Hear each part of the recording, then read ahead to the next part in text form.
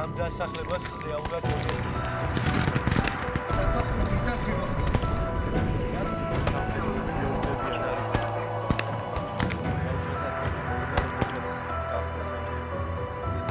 Ми продовжуємо виконувати наказ тримати оборону. Забираемся на крыши и даем команду.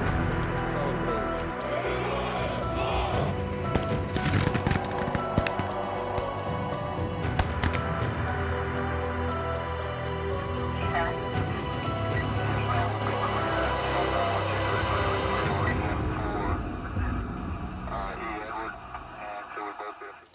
გამარჯობა, დღეს კვირაა და ტრადიციულად 20 საათსა და 30 წუთზე ეთერშია სამხედრო ანალიტიკური გადაცემა ვემსახურები საქართველოს, მე კი მისი ავტორი და წამყვანი გიორგი წეროძე ვარ.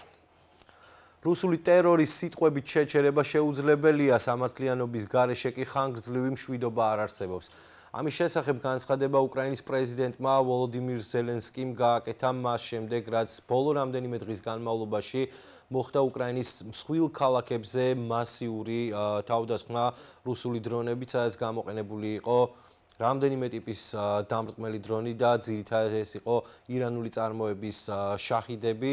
145 ერთეული უკრაინის გენშტაბის ინფორმაციით იქნა განადგურებული, თუმცა რუსულმა უპილოტო საფრენმა აპარატებმა საკმაოდ დიდი დარტყმა მიაყენა როგორც კრიტიკულ ინფრასტრუქტურას, ასევე მშვიდობიან მოსახლეობას. რა ხდება ახლა უკრაინაში, ამის შესახებ უკვე სტუმართან ერთად ვისაუბრეთ. ჩვენი სტუმარია საქართველოს სამხედრო დაზვერვის ყოფილი მეთაური ირაკლი ქურასბედიანი, რომელიც ახლა უკრაინიდან გვერდება. ბატონო ირაკლი, მოგესალმებით, მადლობა რომ ხართ ჩვენთან ერთად. საღამოშიდობის გიორგი, მოგესალმებით. ბატონო ირაკლი, ჩვენ დავიწყეთ საუბარი იმ მასიური შეტევის შესახებ, რომელიც რუსეთმა მიაყენა ბოლო რამდენიმე დღეში უკრაინას და ამ რაოდენობის დრონების გაშვება დიდი ხანია არ მომხდარა. რა ზარალია ამ დროისთვის და რამდენად, ასე ვთქვათ, აქტიურად მოუწია უკრაინის საჰაერო თავდაცვის სისტემებს მუშაობა ბოლო რამდენიმე დღის განმავლობაში? კი, მოიმატა აშკარად. ყოველ დღის განმავლობაში ახლა რამოდენიმე რაღაც პერიოდი საქმეებიდან გამომდინარე კიევში და მის გარშემო მიწევს ყოფნა და ყოველ დღე რამოდენიმე საათი ესე ვთქვათ განგაშია და ყოველ ღამე და დღისით გვესმის ესე ვთქვათ შაჰედების ხმა, ასე ვიზუალურადაც ჩანს ამ შემთხვევაში. მოიმატა ზარალს ახლა ნამდვილად ვერ გეტყვით, ახლა მეორეა განადგურებული, მაგრამ რაც ვერ ნადგურდება, ახლა გასაგებია რომ უმეტესად 90% ესე ვთქვათ ხდება მათი განადგურება, გაუნდობობა ჰაერში, როგორც ჰაერსაწინააღმდეგო საშუალებებით, ისე რადიოელექტრონული ბრძოლის საშუალებებით, მაგრამ გარკვეული ნაწილი რა თქმა უნდა აღწევს მიზანს.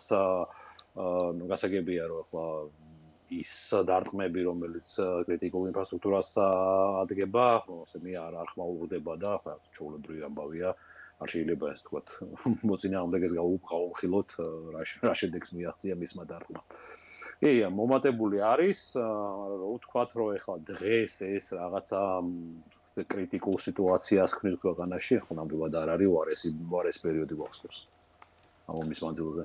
ჩვენ ნახეთ ასევე უკრაინული დრონების დარტყმები რუსეთის ფედერაციის ტერიტორიაზე, ბრიანსკის ოლქში დაიბომბა, როგორც ვიცი, მატერიალურ-ტექნიკური ცენტრები, საიდანაც ხდებოდა ლოგისტიკის კვანძების შევსება და მოსკოვის ოლქშიც იყო რამდენიმე დარტყმა. ჩვენ ვხედავთ პრინციპში იმას, რომ უკრაინამ საკმაოდ განავითარა უპილოტო საფრენის სისტემები და პრინციპში პირველი ქვეყანა არის მსოფლიოში, ვისაც ცალკე, ასე ვთქვათ, საჯარისო ერთეულად ყავს ეს მიმართულება გამოყოფილი. ასევე ვხედავთ FPV დრონს თქვენს გვერდით, რომელიც თავისუფალ დროს პრინციპში შეცვალა ოპერატიული სურათი ველზე. რეალურად რა რესურსებს იყენებს ამ დროისთვის უკრაინა არა მხოლოდ თავდაცვისთვის, გულისხმობ კონკრეტულად დრონებს, არამედ შეტევისთვის რუსეთის ტერიტორიაზე და რამდენად წინ წავიდა ეს ტექნოლოგიები? ტექნოლოგიები ხა გიორგი, ხა შენ კარგად იცი, ხა ჩემი ეს თქვათ განსაკუთრებით ფართო მასშტაბიან დროს ძირითადად სულ ასე თქვათ უპილოტო ტექნოლოგიებთან და ესეთ სახელმწიფო ტიპის ესე თქვათ სამხედრო ოპერაციებთან მაქვს საქმე. რა ვიცი, ყოველ 4-5 თვეში ახლდება ესე ვთქვა და სულ სიახლე არის როგორც ჩვენი მხრიდან, ასევე რა თქმა უნდა სამწუხაროდ მოწინააღმდეგის მხრიდანაც. შეიძლება ითქვას, რომ ტექნოლოგიურად ჩვენ რაღაც 1-2 ნაბიჯით ყოველთვის წინ ვართ უკრაინა, აქვს მას ამის ესე ვთქვათ გონებრივი და ვთქვათ ტექნიკური და ცოდნის რესურსი. რასაც ვერ ვიტყვი სამწუხაროდ ჯერჯერობით მასშტაბზე, იმიტომ რომ რეალურად რასაც მოწინააღმდეგე აკეთებს, ნებისმიერ ჩვენ რაღაც ახალ გადაწყვეტილებას იღებენ, აკოპირებენ და ბევრად უფრო სწრაფად ამასშტაბირებენ. გასაგები მიზეზების გამო მათი ინფრასტრუქტურა ბევრად დაცულია პრინციპში ღმაშია და პრობლემა არ აქვს, აქ რაიმე საწარმოების კეთება საკმაოდ სირთულეებთან დაკავშირებული, იმიტომ რომ მთელი ტერიტორია სარაკეტე დარტყმის ქვეშაა, ყოველთვის შეიძლება დარტყმა მიიდარონ, რაც პერიოდულად ხდება ხოლმე.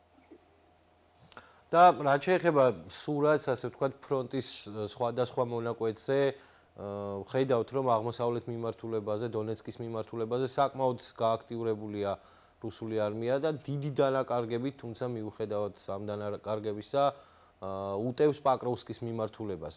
ფრონტზე რა მდგომარეობაა და ასე ვთქვათ, მოდით დავიწყოთ აღმოსავლეთის ფრონტიდან რა სიტუაციაა იქ ახლა.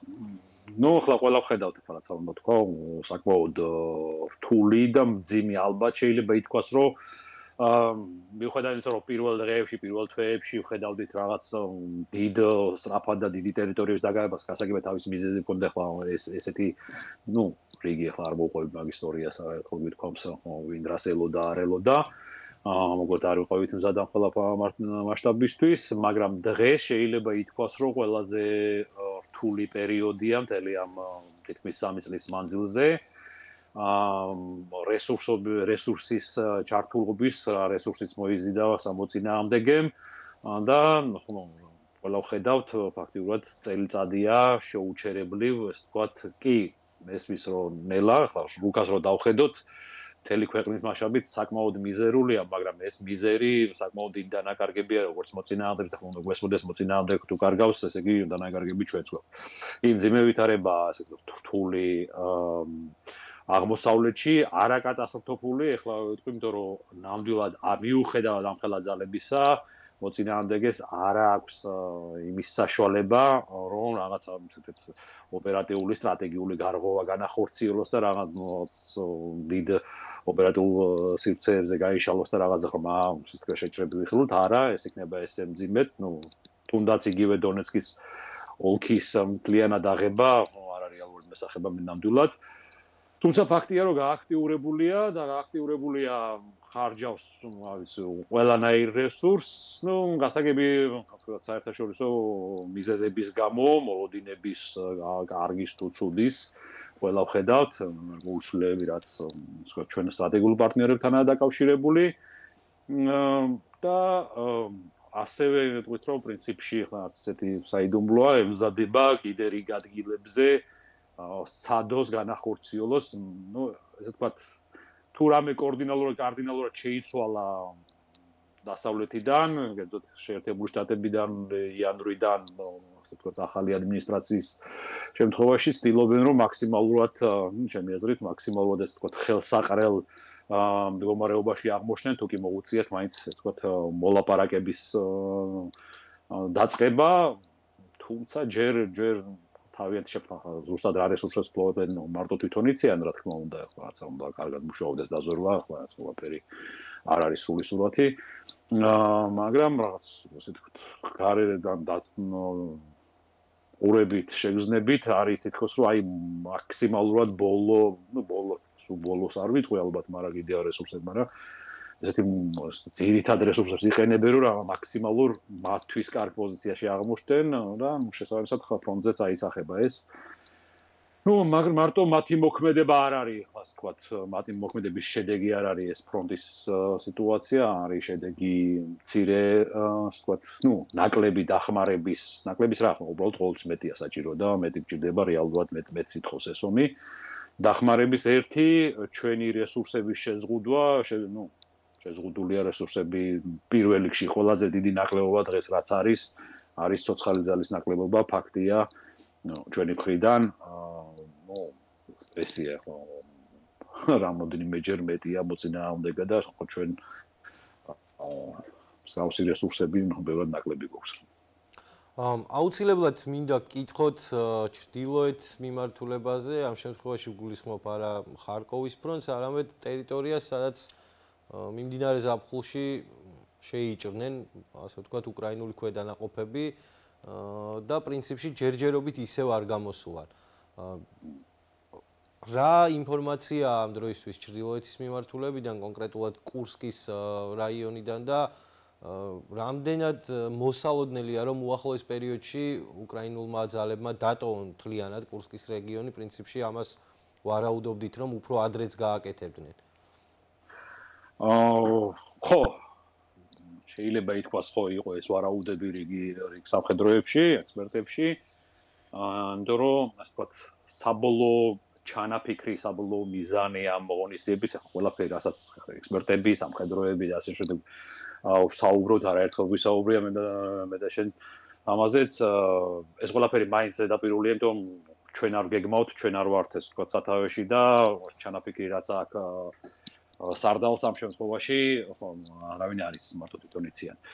შესაბამისად ვერ ვიტყვით, რამდენი რა ქონდათ ჩაფიქრებული და რამდენი პროცენტულად რამდენს მიაღწიეს და რამდენს ვერ მიაღწიეს. დანარჩენი ყველაფერი ვარაუდია. მიუხედავად ახლა სირთულის აღმოსავლეთ ფრონტზე, ბევრს ეგონა რომ ესეც გარედან არ ამგონია ახლა ჩვენ გენერალიტეტს რიგს, რა თქმა უნდა, რომ ახლა ის აზრი ქონოდა, რომ კურსკის შეტევა გამოიწვევდა რუსებისთვის ახლა ფრონტის ჩამოშლას აღმოსავლეთში, ხო თუ იმი ამას ფიქრობდა, ну აბსოლუტურ აბსურდია, ელემენტარული არითმეტიკას უნდა მეგობრობდე მეტი არაფერი არ ასაჭირო. მოხდება თუ არ მოხდება, ხა ადრე თუ გიან რა თქმა უნდა, ხა ჩვენ არსა დაუთქვია უკრაინას, რომ ხან რუსეთის ტერიტორიები ჭირდება და მასზე დაპყრობა გასაგებია ეს რატომაც ხდება, მაგრამ ჯერჯერობით არ არის ის მდგომარეობა აღმოსავლეთში და სამხრეთში, რომ რაღაც აი ეს ძალები, რომელიც იქ რუსეთის მიმართულებაზეა ჩართული, რაღაც სასტრაფოდ იყოს საჭირო სხვა მიმართულებაზე. შესაბამისად ახლა უკვე გენერალური შტაბის გადასაწყვეტია როდის და თავარსარდლის, უმაღლეს თავარსარდლის როდის ასე ვთქვათ შეწყვეტენ, შეაჩერებენ, ან რაში გამოიყენებენ. ახლა სავაჭრო თემა ეს ჩემი აზრით ნამდვილად ვერ იქნება რომ რაღაც ტერიტორიაზე გავცვალოთ. ახლა არც ეთყობათ რუსებს, ახლა ჩემი აზრით საერთოდ არ ადარდებთ თავიანთი ამოცანა აქვს უკრაინულ სახელმწიფოს განადგურების ესე ვთქვათ და თავის ტერიტორიაზე რა იქნება და თავის ხალხი რა მდგომარეობაში იყვება, ნამდვილად არ ადარდებთ მაგათ. თქვენ ახსენეთ ასე ვთქვათ ცოცხალი ძალის ბალანსი და ისიც რომ მოწინააღმდეგე გაცილებით მეტ რესურსს ფლობს ამ შემთხვევაში და ჩვენ ნახეთ პრინციპში პირველი პარტია ჩრდილოკორეელი სამხედროებისა, რომლებიც უკვე რუსეთის ფედერაციის ტერიტორიაზე იმყოფებიან, ჯერჯერობით ყოველ შემთხვევაში მე არ შემხვედრია დამადასტურებელი ინფორმაცია იმის შესახებ, ისინი არიან თუ არა უკრაინის ოკუპირებულ ტერიტორიებზე, თუმცა ესეც არის რუსეთის ხელში გარკვეული რესურსი და ჩვენ ნახეთ ხელმოწერა, რომელსაც ხელი მოაწერა დღეს ვლადიმერ პუტინმა და კორეის დიქტატორმა. ამ შემთხვევაში ამ ყველაფერს, დიდი ალბათობით ეს ყველაფერი არაფერს არ შეცვლის, იმიტომ რომ საუბარია 3000 კაცზე, ანუ იმ რაოდენობაზე, რასაც რუსეთის ფედერაცია რეალურად 2 დღეში ან 3 დღეში კარგავს. უკრაინას რა სტრატეგია აქვს ამ მიმართულებით, ხდება თუ არა ბრიგადების პერმანენტული გადამზადება და რამდენად საჭიროა მობილიზაციის ახალი ტალღა უკრაინისთვის? აქ ორი მომენტია, ხო, როგორ გამოიყენებეს ერთია და რო საჭიროა ეს მეორე, ფაქტია, ყველა, ну, მეტესი სამხედროების, მოქმედი ოფიცრების, ექსპერტების თანხდება აქ ერთი აზრი აქვს, ყველას თითქმის რომ არ ესე ვთქვათ, ნაკლებობა არის, არ ყოფნის გიორგი, ну, კურსკი რო არ ჩავთვალოთ 1300 კილომეტრზე ცოტა მეტია ფრონტის ხაზი. ეს სადღაც მარტო ერთი ეშელონისთვის მოითხოვს სადღაც 9 მილიონ ჯარისკაცს, ეს უბრალოდ ერთ ეშელონში რომ ჩვენ თავდაცვით მივაწარმოოთ. არა მაქვს საუბარი, რომ უნდა იდეალურად ეს თქვა ორი არმია უნდა ყავდეს ერთი იმდენივე რომ იფიქრო რომ რაღაც ტერიტორიებს გავანთავისუფლებო. თან ადამიანებს დასვენება ჭირდებათ რეალურად იღლებიან და რა თქმა უნდა, ნუ ის რთულია და ეს საჭიროება, ასე ვთქვათ, ნამდვილად არის, ეს ვთქვათ, ნაკლებობა ხალხის, ასე ვთქვათ, პირადი შემადგენლობის საბრძოლო ნაწილებში. ნუ არ ვიცი ხლა როგორ წავა რა გადაწყვეტილებას მიიღებს, ხომ ბევრი რამეა მარტო ესე არ არის ხელმოსმით აიღო და გაიწვიო იქ ეკონომიკა, იქ ხალხი შრომობს, ეს ყველაფერი ხმა ერთმანეთზეა დამოკიდებული, ხა აქ რამე გადაწყვეტით და ძალსახად თქვა, უნდა სრულად და სრულ ინფორმაციას ნაფლობდე ქვეყანაში ყველაფერზე, რაც მარტო ხელმძღვანელობის ვთქვათ, ხელმისაწვდომი და პრეროგატივაა.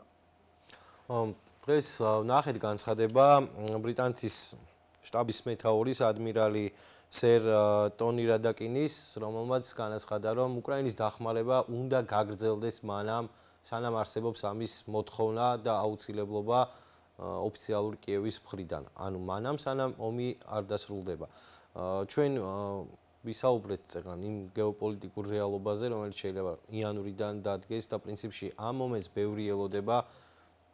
რას ფიქრობენ უკრაინაში, რა იქნება მას შემდეგ, როცა მოხდება ტრამპის ინაუგურაცია. არის თუ არა რაიმე მოლოდინები ამ მხრივ და თქვენი აზრით უბრალოდ შეიცვლება თუ არა შეერთებული შტატების საგარეო პოლიტიკა კონკრეტულად ამ ომთან მიმართებაში. მე ვფიქრობ, რომ არა. ერთი რამეა, ხო, დღეს ახლა მთელი მსოფლიო თავარი თემაა ასე ვთქვათ. ამას მარჩიელობს რა იქნება, რა არ იქნება და რა ვიცი, ალბათ უმეტესობა აღიარებთ, რომ არავინ არ ვიცით რა იქნება, მაგრამ ესეთი საინტერესო და მხიარული ბჭყალებში დრო რო გველის ფაქტია. გიორგი, ამ არაერთხელ ვისაუბრე ამაზე. ეთერს მიღმაც ამ ომში ორი მიდგომა შეიძლება იყოს. ერთი შეწყდეს, გაიყინოს კონფლიქტი და ეს მილიონი პროცენტით ნიშნავს ერთადერთს, რომ ის განახალდება ადრე თუ გვიან. შეიძლება ითქვას, ესე ვთქვათ, დაუშვათ აზრი, რომ ოკეი, ეს მისაღებია, იმიტომ რომ დღეს ჩვენ არ გვაქვს რესურსი, როგორც სამხედრო სამრეწველო, ხალხის მომზადების, შეიარაღების, ტექნიკის, მზაობის და მოდი ეს დრო ჩვენ უნდა გამოვიყენოთ კარგად. რა თქმა უნდა, მოწინააღმდეგეც გამოიყენეს ამას. ახლა ვინ უკეთესად გამოიყენებს, ვინ უფრო სწრაფად ამ ასე ვთქვათ შეჯიბრში, წყალებში, ეს სხვა საკითხია. ან შეიძლება ვთქვათ, რომ იცი რა, არ გამოვა, შემდეგ უფრო ვარესი იქნება და მოწინააღმდეგეს უფრო მეტი რესურსი აქვს, რომ ასე ვთქვათ, მოემზადოს შემდეგი ეტაპისთვის ამ ომის და ჯობია ეხლავე არ შევწყვიტოთ. ფაქტი ერთია, ასეთ სიტუაციაში ესეთი ტიპის დახმარებით, რაც ეს გაგვაჩნია, ეს ომი ანუ დახმარება არ არის დახმარებისთვის რა, ესე არ უნდა იყოს დიდი პრობლემა იგივე დასავლეთის ხედავთანაც ამ ყველაფერთან, რისკების აღქმასთან და რაზე არიან წამსვლელები და რაზე ვერ არის. ასე უბრალოდ დახმარების არ უნდა იყოს რაღაც კონკრეტული რას მივახწევთ რითი და ამისთვის რა გვჭირდება, რა რესურსი გვჭირდება და შემდეგ უკვე შრომობთ და მუშაობთ, რომ ეს რესურსი მოვიზიდოთ. ესე საწვეთურივით გადასხმასავით დააყენებ რას ქვეყანის რომ აი ვაწვდით არც ვაგებთ, მაგრამ ვერც წინ მივდივართ, ვერც უკან. ნუ დიდი სათუო და საკამათო საკითხია, ვის უფრო დიდხანს ეყოფა რესურსი, ადამიანური რესურსი ფაქტია, რომ ჩვენ უფრო ნაკლებად გვეყოფა. შეიარაღება ტექნიკა, ტექნოლოგიები თანამედროვე, ნუ ოკეი, ვთქვათ, რომ ჩვენ მარტო არა ვართ, თქო, მარტო რო ვიყოთ. ესე არ ვისაუბრებდით აქედან. და მეტი აქ დასავლეთს და ესეც თუნდაც ესეთი რაოდენობის მოწოდებით მაინც უფრო დიდხანს, ესე ვთქვათ, შეძლებს დახმარებას ვიდრე რუსეთი შეძლებს, მაგრამ ნუ ხო გვესმის რომ აქ რუსეთი არ არის მარტო რუსეთი რო იყოს ჩვენ წინააღმდეგ, ეს ომი დიდი ხნის დამთავრებული იქნებოდა, რო არა ძირითადი პარტნიორი, ასე ვთქვათ, ჩინეთი, ვისაც ამ სიტუაცია აწყობს და აღარ მაქვს საუბარი მათ სატელიტებზე ირანი და კორეა, ნუ სხვა შედეგი გვექნებოდა მასაგებია. დიდი ხანია რუსებმა მხოლოდ თავიანთი რესურსი ამოწურეს ხალხზე არა საქმე მარტო და კორეელებზე დიდი ხანია ბრძოლის ველზე თუნდაც იგივე ჩრდილოკორეური ასე ვთქვათ ჭურვები გამოიყენება უმეტეს წილად რუსების მხრიდან სადაც უკვე თავიანთი მარაგები ამოჭულია პირველივე წელს ამოწურეს ასე ვთქვათ მარაგები იმიტომ რომ 2023-ის დასაწყისში უკვე მიიღეს პირველი მილიონიანი პარტია 152 მმ-იანი ჭურვების ну, მოგვიყვეთ ის ხარჯი რა ხარჯაც უწევთ გასროლა ეს გაკეთება ესე ვთქვათ წინააღმდეგეს რუსებს აღებევრად აღემატება იმ საშუალებებს რა საშუალებაც აქვს ყოველწლიურად დაწარმოა პრინციპში ესეთი ტიპის ომი გიორგი ესეთი ტიპის ომი რატო არ რთული ესე ხანგრძლივად გახდება ესეთი ტიპის ომი21 საუკუნეში, მაგრამ ძირითადი საშუალებები მაინც მე-20 საუკუნის და მეორე მსოფლიო ომის და ახლა პირველი მსოფლიო ომის ბევრი ილეთებით, артиლერიის ასეთი მასიური გამოყენებით, ვერც ერთი ქვეყნის წარმოება ვერ აუვა, ასე ვთქვათ, რომ ბალანსი მეტი კონდეს და არ ქონდეს ხარჯი უფრო მეტი არ იყოს საარტილერიო ჯვრების წარმოების ტექნოლოგიიდან და ხო რეალურ ფიზიკაა ჩვეულებრივი მომდინარე და საწარმოო საშუალებებიდან. მაშინ უნდა იყოს ბევრად უფრო პატარა ადგილზე მონაკვეთზე ბრძოლა და ბევრად მეტი, ასე ვთქვათ, ქვეყანა და საწარმოები ქარხნები უნდა მუშაობდნენ ამ ყველაფერზე, ვერც ჩვენი მხარე, ფაქტია ჩანს და ვერც მოწინააღმდეგე ვერ დააგროვებს იმ რაოდენობით, რომ რაღაცა გარდატეხვა შეიტანოს ამაში. სხვა საშუალებები ასაძებნია. თუმცა ყველა ველოდებით, ასე ვთქვათ, 2025 წელს, რომელიც იმედია პოზიტიურად გარდამტეხი იქნება, არა მხოლოდ ამ კონფლიქტისთვის, არამედ ზოგადად ცივილიზებული სამყაროსთვის. მადლობა რომ იყავით დღეს ჩვენთან ერთად. მაყურებელს შევახსენებ, რომ ჩვენ უკრაინიდან გვერდთვებოდა საქართველოს სამხედრო დაზვერვის ყოფილი ხელმძღვანელი ირაკლი ქურაზბედიანი და გადაცემის ბოლოს ტრადიციულად გაგაცნობთ უკრაინის გენშტაბის მიერ გავრცელებულ ინფორმაციას რუსული მხარის დანაკარგების შესახებ. მას ასე ტანკი 9249 ერთეული, ჯავშან ტექნიკა 18726 ერთეული, საარტილერიო სისტემა 20280 ერთეული, 1245 ერთეული ზალპური ცეცხლის რეაქტიული სისტემა, 996 ერთეული საზენიტო სისტემა, 369 თვითმფრინავი, 329 ვერტმფრენი, უპილოტო საფრენი საშუალებები 18619 ერთეული, ფრთოსანი რაკეტა 2634 ერთეული, 28 მცურავი საშუალება ჩაძირა უკრაინულმა არმიამ და ერთი წყალქვეშა ნავი, რაც შეეხება მანქანებს და საწვავის აუზებს განადგურებულია 28683 ერთეული, სპეცტექნიკა 3604 ერთეული, რაც შეეხება ცოცხალი ძალის დანაკარგებს. უკრაინის გენშტაბის ოფიციალური ინფორმაციით ამ დროისთვის რუსეთ-უკრაინის ომის მიმდინარეობისას განადგურებულია 7890 რუსი სამხედრო მოსამსახურე. ეს იყო ამ დროისთვის ჩემს ხელთ არსებული ბოლო ინფორმაცია. შევხვდებით ერთმანეთს მომავალ კვირას ზუსტად 20 საათსა და 30 წუთზე. დროებით.